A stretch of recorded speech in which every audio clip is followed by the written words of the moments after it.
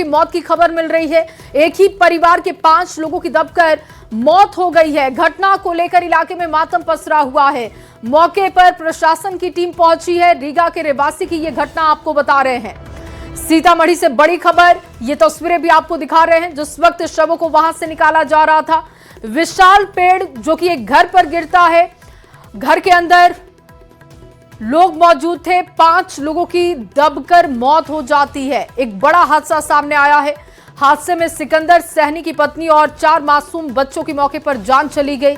स्थानीय लोगों ने राहत कार्य चलाकर घायलों को बाहर निकाला, अस्पताल पहुंचाया। सूचना मिलते ही पुलिस की टीम भी मौके पर पहुंची। शवों को पोस्टमार्टम के लिए भेजा गया। इस घटना के बाद से पूरे इलाके में मातम पसरा हुआ है। एक दुखद घटना ये सामने आई है। एक ही परिवार के 5 लोगों की मौत हो गई है, जिसमें 4 बच्चे शामिल बताए जा रहे हैं। 5 लोगों की दबने से जान चली गई। सीतामढ़ी से ये बड़ी खबर लगातार आपके सामने रख रहे हैं, जहां पर एक घर पर अचानक पेड़ गिरता है। विशालकाय पेड़ गिरने की वजह से इसकी चपेट में 5 लोग आ गए, जिनकी जान चली गई है। ये तस्वीरें आप उस वक्त की देख रहे हैं जब शवों को निकाला जा रहा था। राहत कार्य वहां पर फौरन चलाया गया। मौके पर पुलिस की टीम भी पहुंची, लेकिन 5 लोगों की पेड़ के नीचे दबने से जान चली गई है। एक ही परिवार के ये सभी लोग थे, जिसमें 4 बच्चे भी शामिल हैं।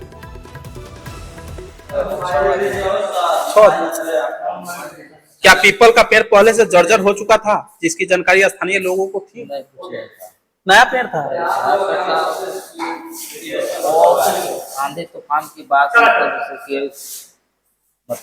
राकेश रंजन ज्यादा जानकारी के साथ जुड़ चुके हैं। राकेश, ये घटना कब की है और 5 लोगों की मौत हो गई है, बच्चे भी इसमें शामिल हैं। अभी वहां पर रेस्क्यू कैसे चलाया गया, पुलिस की टीमें पहुंची हैं, क्या कार्रवाई हो रही है, विस्तार से जानकारी दीजिएगा।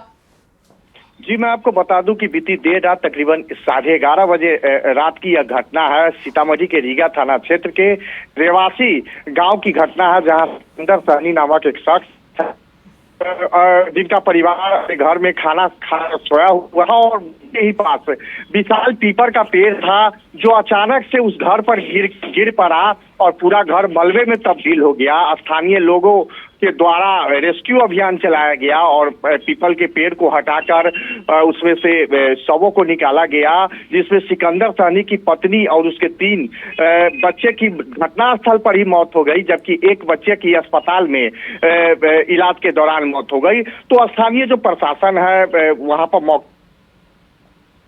हटा दिया गया है और शवों को पोस्टमार्टम ये सीतामढ़ी सदर अस्पताल भेजा गया है। काफी दर्दनाक हादसा कहा जा सकता है कि एक ही परिवार के 5 लोगों की मौत हो गई और पूरा का पूरा परिवार। बिल्कुल राकेश, क्या कोई जानकारी है कि ये पीपल का पेड़ कितना पुराना था? जो स्थानीय वो बता रहे हैं कि पीपल का पेड़ तकरीबन 150 साल पुराना था और उसी के गिरने से यह घटना हुई है, और लोगों को अंदाजा नहीं था कि इस तरीके का हादसा हो सकता है। और पीपल का पेड़ काफी मजबूती के साथ खड़ा था, लेकिन कल शाम में यहाँ भी आंधी पानी आई हुई थी, तो लगता है कि उस तेज हवा में पीपल का पेड़ जो था उसकी जड़ें कमजोर हो गई। और रात को 11 बजे, जबकि उस वक्त आंधी पानी का कोई स्थिति नहीं थी, बावजूद रात के 11 बजे पेड़ अचानक से घर पर गिर पड़ा। जी, बहुत शुक्रिया राकेश तमाम जानकारी के लिए। तो मौके पर प्रशासन की टीम पहुंची और देखिए बताया जा रहा है कि ये बहुत पुराना पीपल का पेड़ था। आंधी बारिश, मौसम के बदलाव की वजह से ये पेड़ गिरता है। इसकी चपेट में 4 मासूम आते हैं, एक महिला आती है और उन सभी की जान चली गई है। और चलिए आगे बढ़ते हुए खान सर से जुड़ी बड़ी खबर आपके सामने रखने जा रहे हैं। फैजल खान केस से जुड़ी बड़ी खबर, फैजल खान की गिरफ्तारी पर रोक, आज केस की अहम सुनवाई में फैसला। बड़ी खबर इस वक्त आपको दे रहे हैं। देखिए, फैजल खान की गिरफ्तारी नहीं होगी, गिरफ्तारी पर रोक अभी लग गई है। आज केस की अहम सुनवाई में यह फैसला हुआ। अब से पहले पटना पुलिस लगातार छापेमारी कर रही थी, लगातार कोशिश कर रही थी कि फैजल खान की गिरफ्तारी हो जाए, लेकिन अब देखिए आज केस की अहम सुनवाई में यह फैसला हुआ है कि अभी फैजल खान की गिरफ्तारी नहीं होगी। आज केस की अहम सुनवाई में यह फैसला किया गया और इसी के साथ फैजल खान यानी कि खान सर के लिए बड़ी राहत आप इसे कह सकते हैं। तो सुबह का सूरज उनके लिए राहत लेकर आया है। आज केस की अहम सुनवाई में फैसला हुआ है कि उनकी गिरफ्तारी अभी नहीं होगी। धर्मेंद्र ज्यादा जानकारी के साथ जुड़ चुके हैं। धर्मेंद्र, गिरफ्तारी नहीं होगी, आज के केस में ये सुनवाई में अहम फैसला हुआ है, विस्तार से जानकारी दीजिएगा। जी, फैसल खान उर्फ खान सर के लिए बड़ी राहत की खबर है। जिस तरह से पिछले कुछ दिनों से गिरफ्तारी की तलवार लटक रही थी, काफी परेशानियों में फंसे हुए थे, लेकिन अब जबकि उनके लिए सुकून और राहत देने वाली खबर है। आज की अहम सुनवाई में उनकी गिरफ्तारी पर रोक लग गई है और कल उनके केस की अग्रिम जमानत याचिका दायर की गई थी और आज जबकि एक अहम सुनवाई हुई है और फैसल खान उर्फ खान सर की गिरफ्तारी पे पूरी तरह से रोक लगी हुई है। जी धर्मेंद्र, कोर्ट की तरफ से क्या टिप्पणी की गई, कौन से वो मुख्य मुद्दे रहे जिसको ध्यान में रखते हुए कोर्ट की तरफ से ये फैसला आया? जी, काफी देर तक सुनवाई हुई। जो दूसरे पक्ष के वकील थे उन्होंने भी दलीलें दी, लेकिन फिलहाल जो मामला छनकर आया है कि अभी तत्काल इनकी गिरफ्तारी पे रोक लगी रहेगी, इनकी गिरफ्तारी नहीं होगी। काफी प्रोसीडिंग हुई, काफी बहस हुई और जो फैसल खान के जो वकील थे इन्होंने भी दलीलें दी कि फायरिंग करने में खान खुद मौजूद नहीं थे। ये तमाम दलील देने के बाद फिर कोर्ट ने फैसला सुनाया और तत्काल इनकी गिरफ्तारी पे रोक लगी। जी बिल्कुल धर्मेंद्र, और ये बड़ी राहत के तौर पर जो कोर्ट का फैसला है, बड़ी राहत के तौर पर खान सर के लिए देखा जा सकता है। बोलो तो ना बोले क्या? जी, उनके लिए काफी राहत भरी खबर है, क्योंकि पिछले कुछ दिनों से काफी परेशानियों में घिरे हुए थे। चाहे उनके कोचिंग में फायर सेफ्टी का मामला हो, चाहे उनकी गिरफ्तारी का मामला हो, जिस तरह से उन पर आर्म्स एक्ट का मुकदमा दर्ज हुआ था, उनका नाम आया था, उनके बॉडीगार्ड को भी गिरफ्तार किया गया था और अब जबकि केस का अहम फैसला आया, सुनवाई हुई और उनकी गिरफ्तारी पर रोक लगी, तो कहीं ना कहीं उनके लिए एक राहत भरी खबर है। जी बहुत शुक्रिया तमाम जानकारी के लिए धर्मेंद्र। तो आज के केस में ये अहम सुनवाई और फैसला देखिए आ चुका है कि खान सर की अभी गिरफ्तारी नहीं होगी। आगे बढ़ते हुए बेतिया से खबर आपके सामने रखने जा रहे हैं। बेतिया में तेज आंधी के बाद पानी ने भारी तबाही मचा दी है। आंधी में नरकटियागंज बलथर मुख्य मार्ग के खैरवा चौक पर बिजली खंभे के साथ पेड़ भी गिर गया, जिससे कि आवागमन वहां पर बाधित हो गया। ये तस्वीरें आपको दिखा रहे हैं। नरकटियागंज रामनगर मुख्य मार्ग में करीब 6 से ज्यादा स्थानों पर बड़े बड़े पेड़ गिरे हैं, जिससे कि घंटों वहां पर आवागमन बाधित रहा। ये देखिए, वहां पर लंबी कतारें गाड़ियों की आपको दिखाई दे रही हैं। नोनिया टोला चौक पर भी तेज आंधी में पेड़ गिरा। घटना के बाद से स्थानीय लोगों के साथ प्रशासनिक कर्मियों ने मदद करते हुए आवागमन को बहाल करने का प्रयास किया। संस्कृत विद्यालय में हो रहे लक्ष्मी नारायण यज्ञ के पंडाल भी गिर गए, जिससे कि नुकसान हुआ है। तो एक बार फिर से मौसम में बदलाव और उस बदलाव की वजह से अलग अलग जगहों पर दिक्कतें बढ़ चुकी हैं। ये तस्वीरें जो हम आपको दिखा रहे हैं, बेतिया की तस्वीर दिखा रहे हैं। कई जगहों पर पेड़ गिरने की वजह से ट्रैफिक जाम की स्थिति बन गई, जिसको घंटों की मशक्कत के बाद खोला जा सका। और अगली खबर आपके सामने दरभंगा से रख रहे हैं, जहां पर शहर के नगर निगम क्षेत्र स्थित सदर प्रखंड जाने वाली मुख्य सड़क पर जल जमाव की समस्या अब गंभीर संकट के रूप में दिखाई दे रहा है। घुटने भर पानी के बीच सड़क जाम बैठे लोग पिछले 3 दिनों से आमरण अनशन पर डटे हुए हैं। हैरानी की बात तो यह है कि अभी मानसून भी नहीं आया, इसके बावजूद इलाके में बाढ़ जैसे हालात बन चुके हैं।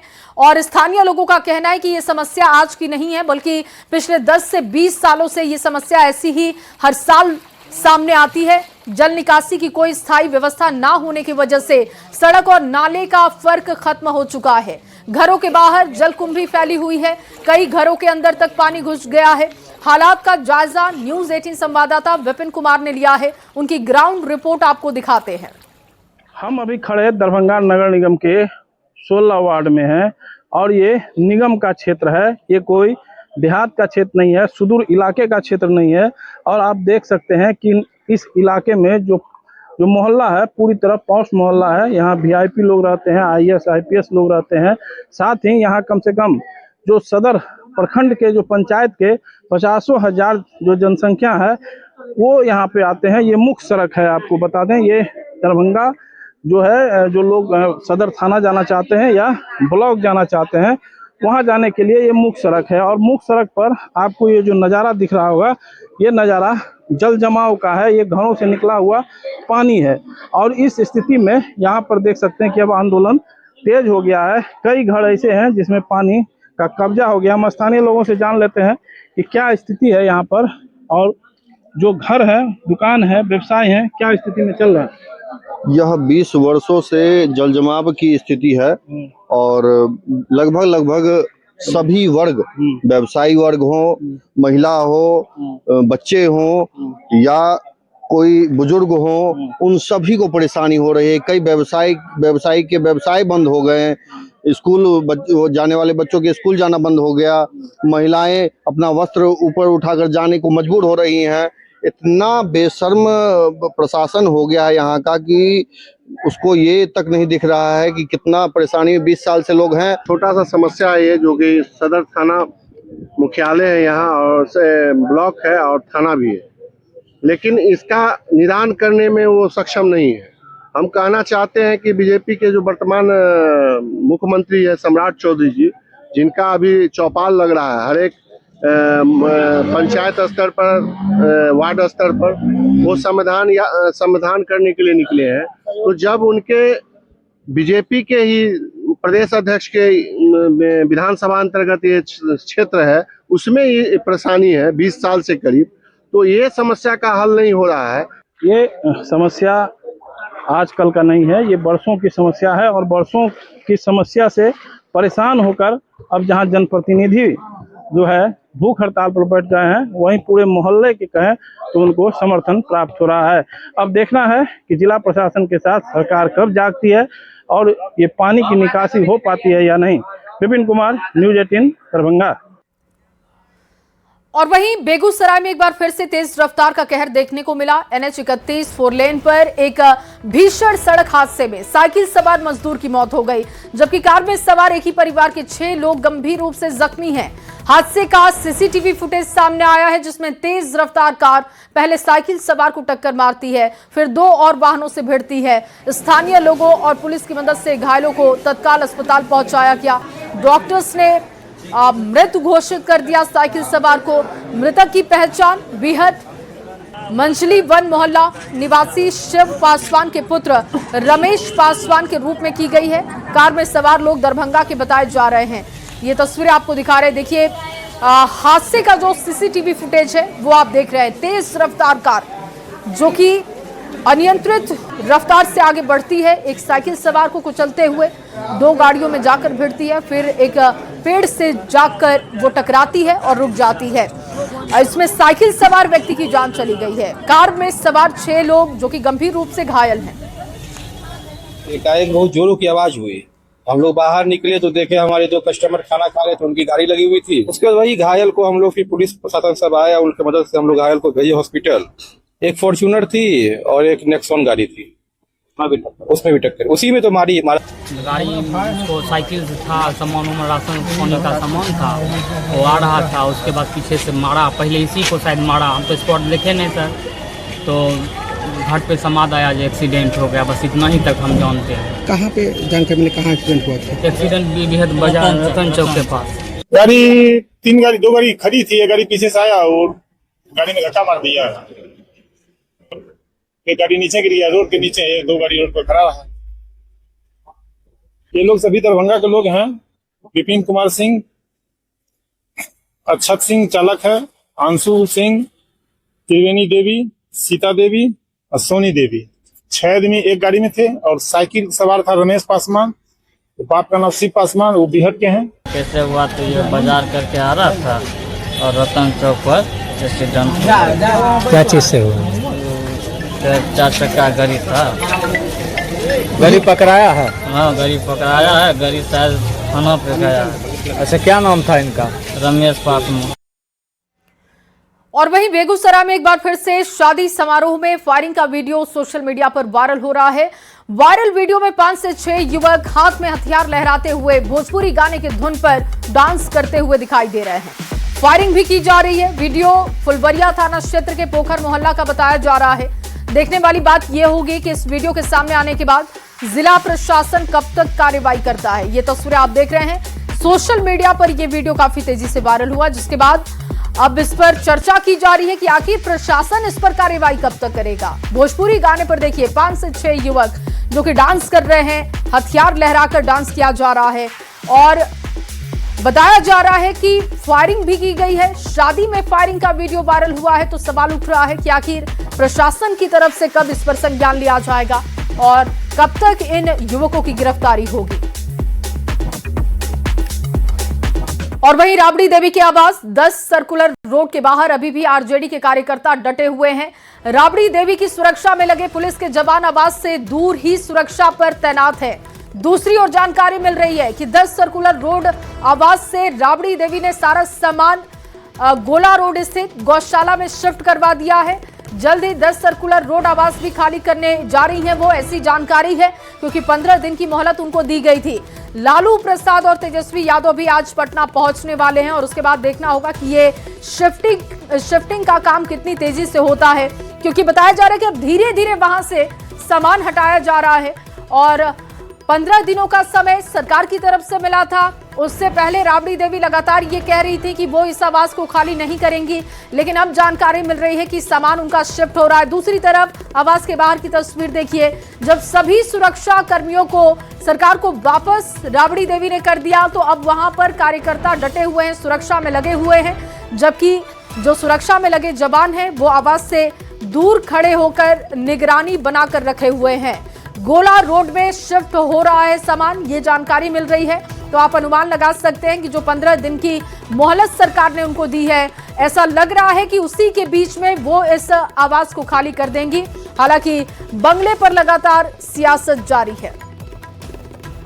देवी के सरकारी आवास 10 सर्कुलर रोड के बाहर की हम तस्वीर दिखा रहे हैं। लगातार यहाँ पर जो उनके समर्थक हैं वो बैठे हुए हैं, क्योंकि सुरक्षा कर्मियों को राबड़ी देवी ने खुद यहां से हटा दिया है। आरोप लगाया है कि सरकार ने सुरक्षा में कटौती की है। बीएमपी के जवान आवास के बाहर दूसरी ओर एक कोने पर जरूर नजर आ रहे हैं, लेकिन जो कार्यकर्ता हैं वो बड़ी संख्या में यहां 24 घंटे डटे हुए हैं। दूसरी ओर जानकारी यह भी आ रही है कि राजद सुप्रीमो लालू प्रसाद यादव, तेजस्वी यादव, मीसा भारती सहित परिवार के अन्य सदस्य आज पटना आने वाले हैं और उसके बाद इस आवास को लेकर निर्णय लिया जाएगा, क्योंकि जो जानकारी निकल करके सामने आई है कि ज्यादातर जो सामान है इस आवास से गौशाला में, जो गोला रोड स्थित गौशाला है लालू यादव का, वहां शिफ्ट कर दिया गया है। और अब चर्चा इस बात की हो रही है कि जल्द ही इस बंगले को भी खाली किया जाएगा, लेकिन निर्णय लालू प्रसाद यादव लेंगे और वो लालू यादव आज पटना आ रहे हैं और उसके बाद इस बंगले को लेकर के क्या निर्णय होता है ये लालू यादव तय करेंगे, क्योंकि सामान ज्यादातर यहाँ से जा चुका है और अब बारी है बंगले को खाली करने की। तो यह भी जो जानकारी निकल करके सामने आई है कि जल्द ही इस बंगले को भी राबड़ी देवी और लालू यादव खाली कर सकते हैं। कैमरा पर्सन सुबोध के साथ शैलेंद्र, न्यूज़ 18 पटना। तो आज लालू तेजस्वी भी पटना पहुंच रहे हैं और इस समय माना जा रहा है कि बहुत जल्द ये आवास राबड़ी देवी खाली कर देंगी। 10 सर्कुलर रोड आवास के बाहर की भी तस्वीरें लगातार हम आपको दिखा रहे हैं, जहां पर कार्यकर्ता राबड़ी देवी की सुरक्षा में डटे हुए हैं। दूसरी तरफ जानकारी ये है कि सामान भी यहां से शिफ्ट किया जा रहा है, गोला रोड सामान को शिफ्ट किया जा रहा है। तो माना जा रहा है कि जो सरकार की तरफ से समय दिया गया है उसी बीच में ये बंगला खाली कर दिया जाएगा, ये आवास खाली किया जाएगा। और आज तेजस्वी, लालू प्रसाद यादव, ये तमाम लोग भी पटना पहुंचेंगे। 10 सर्कुलर रोड आवास से सामान की शिफ्टिंग जब हो रही है तो माना जा रहा है कि जब लालू प्रसाद यहां पर पहुंचेंगे तो इस बात की जानकारी भी सामने आ जाएगी कि क्या इस आवास को खाली किया जा रहा है। लेकिन एक संकेत मिला है कि जब यहां से सामान शिफ्टिंग शुरू हो चुकी है यहां से, तो फिर इस आवास को खाली कर दिया जाएगा। दूसरी तरफ जब सुरक्षा कर्मियों को वापस राबड़ी देवी ने कर दिया है तो आवास के बाहर की तस्वीरें भी हम आपको दिखा रहे हैं, जहां पर कार्यकर्ता डटे हुए हैं। और अगली खबर दानापुर से आपके सामने रख रहे हैं, जहां पर ताराचक में शराब पार्टी के बाद 2 गुटों के बीच में खूनी गोलाबारी में एक युवक की मौत हो गई है। 2 लोगों के घायल होने का ये मामला बताया जा रहा है। पुलिस ने बड़ी कार्रवाई करते हुए घटना के महज 12 घंटे के भीतर 12 आरोपियों को मामले में गिरफ्तार किया। सिटी एसपी ने बताया कि 7 जून की रात करीब 10 बजे ताराचक इलाके में आपसी विवाद के बाद 2 गुट आमने सामने आ गया था। विवाद इतना बढ़ गया कि दोनों ओर से फायरिंग की गई और गोलीबारी में एक युवक की मौके पर जान चली गई, जबकि 2 अन्य लोग गंभीर रूप से घायल हो गए। एसआईटी ने त्वरित कार्रवाई करते हुए 12 आरोपियों को गिरफ्तार इस मामले में किया। पूछताछ में आरोपियों ने घटना में अपनी संलिप्तता को स्वीकार भी कर लिया है और इसके साथ साथ पुलिस ने उनके पास से हथियार भी बरामद किया। पूरे मामले को संज्ञान में रखते हुए इसमें एक SIT बनाई गई थी और इस संदर्भ में दानापुर में एक केस 629/26 दर्ज किया गया था। क्योंकि मामला बेहद गंभीर था, क्योंकि दो पक्षों में ये जो गुटबाजी हुई और उसकी वजह से फायरिंग की गई, तो कानून व्यवस्था के समक्ष एक गंभीर चुनौती के रूप में इसको देखा गया था और 12 घंटे के अंतर्गत ही इसमें 12 अभियुक्तों की गिरफ्तारी इसके अंतर्गत की गई है और घटना में जो पिस्टल उपयोग में की गई थी उसकी वो बरामद कर लिया गया है। 5 जिंदा कारतूस बरामद हुए हैं, 3 मोटरसाइकिल और 9 मोबाइल फ़ोन बरामद हुए हैं। 9 अभियुक्त जो इसमें गिरफ्तार किए गए हैं उनमें उत्कर्ष कुमार सन ऑफ पप्पू प्रसाद है, दीपक कुमार सन ऑफ राजेश यादव, जयंत कुमार उर्फ Janu son of Ramashish Yadav, Harsh Kumar son of Santosh Kumar, Shantanu Kumar son of Sujeet Kumar, Rishi Kumar son of Ramashish Yadav, Shivranjan son of Tarun Kumar, Shubham Kumar son of Krishna Kumar Singh. और बिहार में शराबबंदी कानून के बावजूद शराब तस्कर तस्करी के लिए नए नए तरीके अपना रहे हैं। ताजा मामला गोपालगंज के मीरगंज थाना क्षेत्र के अमठा गांव के पास का है, जहां पर उत्पाद विभाग की टीम ने कार्रवाई करते हुए ट्रैक्टर ट्रॉली के गुप्त तहखाने से छिपाकर लाई जा रही भारी मात्रा में विदेशी शराब बरामद की है। उत्पाद अधीक्षक के निर्देश पर विशेष अभियान के दौरान टीम ने एक संदिग्ध ट्रैक्टर ट्रॉली को रोककर उसकी तलाशी ली और इससे शराब की बरामदगी की गई है। और इन्हीं तमाम खबरों के साथ इस बुलेटिन में बस इतना ही। आप बने रहिए न्यूज़ 18 बिहार झारखंड के साथ।